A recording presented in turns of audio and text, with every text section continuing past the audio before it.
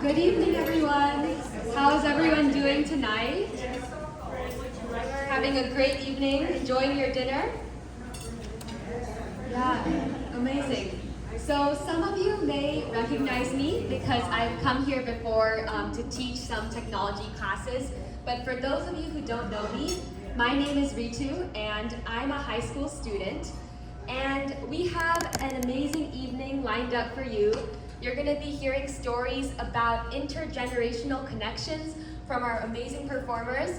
And the goal of tonight is to create conversations about how do we interact between generations and what can we take away from people of different ages. So to give you some context, this is the second open mic night that I've hosted in a series called At the Intersection. And at my first one, we talked about intersections of languages, so people who are multilingual. And here, the theme is intersection of ages. So before I get started, I wanted to give a thank you to Mona and the other people working at Oakmont, everyone who's serving you dinner tonight. Thank you so much for having us. We're so glad to be here, and we're excited to have the show. So I'm sure that many of you have grandchildren. And, okay, I'll speak louder. And many of your grandchildren have inherited some things from you, like your hair, maybe your bad teeth. But that's the great thing about family is if everyone has bad teeth, then no one has bad teeth, right? But there's some things that your grandchildren haven't inherited from you. Let me give you an example. In my house, my mom loves to finely chop fresh cilantro and put it on top of every dish that we have. So no dish is complete unless it has a thorough sprinkling of cilantro as a garnish. And for me, cilantro tastes like nothing, it smells like nothing, I could be eating paper for all that I know. So I asked my mom, what's so great about cilantro? And she tells me, oh, it has this beautiful aroma and it elevates the dish. And I'm like, huh, that's funny. And so even though my mom and I may disagree about the place that cilantro has in a kitchen, for me, it's the trash. We might disagree, but just by sharing our thoughts, we're able to have a better understanding of taste. And so this metaphor can be applied beyond just an herb, and it can be applied to our interactions between generations. And it's so important to have these conversations because it broadens our perspective on things. So that's a theme that I hope that you'll see come up many times tonight. Now, one thing that you may have been expecting me to start talking about is my relationship with people of another generation from me. And so I will. I'm gonna start by talking about 10-year-olds. 10-year-olds. I know what you're thinking. Me and 10-year-olds are same generation. We can't drive. We don't know what CDs are. We can't vote. That's the same generation, right? But I'm here to tell you that us teenagers consider 10-year-olds to be a world away from us. Now, my school has a program called Eagle Buddies, where they pair third grade students with 10th grade students. And these students stay in touch over the next 2 years of their life until the next major life change. The high school student graduates to college, and the third grade student goes into middle school. Major life change, right? And so when I first got my Eagle Buddy assignment, I was excited, but I also was like, how do you talk to a 10-year-old? Because I really don't know. Times have changed, these days kids are so much savvier with technology, and they have, back in my day, I don't know, but we were different than how they are now. And so, what I ended up finding was that you don't need an instruction manual, you don't need a book to tell you how to interact with people of another age. I mean, if you think about it, everyone in this room was once 10 years old. And so we can all tap into that part of ourselves, and all we have to do is just be together. And so when these elementary school kids visited our high school last week, You should have seen the looks on the faces of the high school students. Everyone who was stressed about the test that they had their next period, they just started to smile because they were around these energetic little kids making these circles around these big kids, and it was an amazing experience for everyone to come together and just bond. And that's something that we can do no matter what the difference is in our ages. And so on this point, my grandparents, they live in India, and we speak regularly on the phone. We visit each other a few days every few years, but it's been hard for us to have a very strong bond because of the physical distance and even the cultural difference in between us. So even though my brother and I love our grandparents very much and they love us, we haven't had this close bond.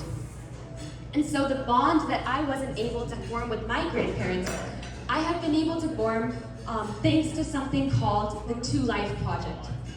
So for me to explain the Two Life Project to you, I'm going to give some background on myself. I am very passionate about topics that are relevant to the elderly. And so I'm the chair of a youth political group called the Senior Advocacy Commission. And we work on community and policy projects to help the elderly in the Bay Area. So one of those was the technology classes, for example, that we started right here at Oakmont, where we came every Tuesday and we helped you all with questions you had about getting your Apple ID account working or switching the channels.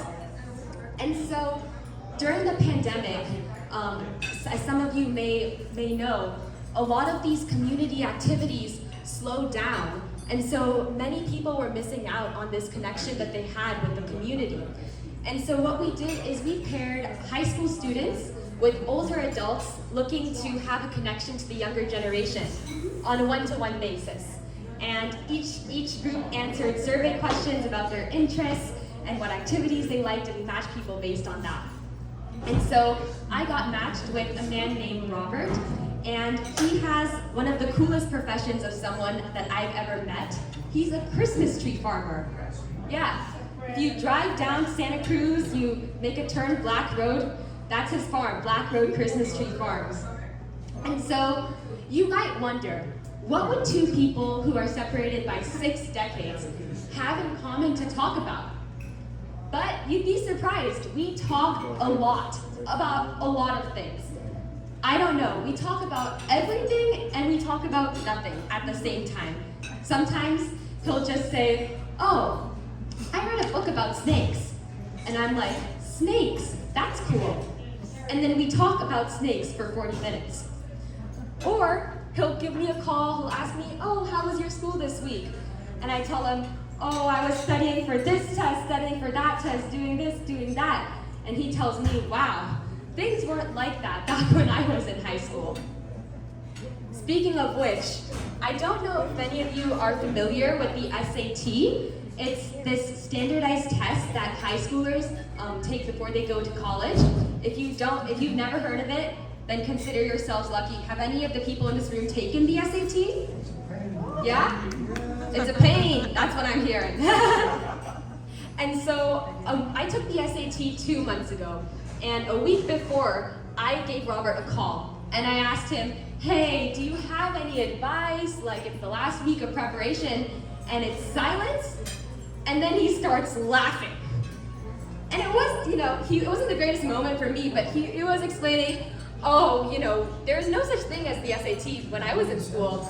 And ultimately, over that conversation, it really helped ease my nerves, and it gave me a perspective on the things that he was doing in high school that made him feel prepared for college. Now, one other thing that I've learned from Robert is how to mail a letter. How many of you have mailed a letter in your lives before, right? Almost everyone. And yet, for people my age, it's something that we've never really thought about doing. And so, Robert, he doesn't have any phones, any computers in his house, he just has a landline. So he mailed me a letter, and I wanted to mail him one back. And I didn't know how. I had to search up on the internet how to mail a letter, and I learned how to write the address, There's a very specific format which makes no sense to me. Some of you are laughing. And then I was ready to mail the letter. I'm leaving the house, and my mom tells me, wait, you can't mail the letter without a stamp. And I say, what's a stamp?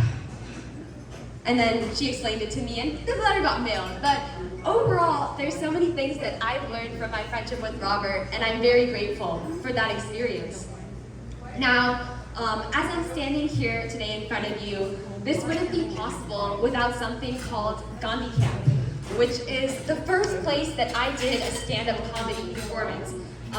Gandhi Camp is this camp that teaches Indian values to young kids. So I've gone there 3 years in a row, and it's an amazing place to be. They have kids ranging from ages 10 to teenagers, and there's adult volunteers, and there's older adults who come back every year. And there's an amazing sense of community among the people who are teaching each other these skills of gardening and cooking and the different activities that we're doing.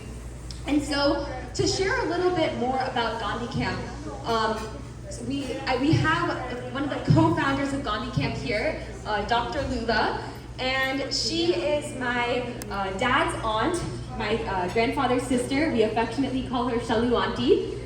She's my favorite aunt, but don't tell that to the other aunts and uncles.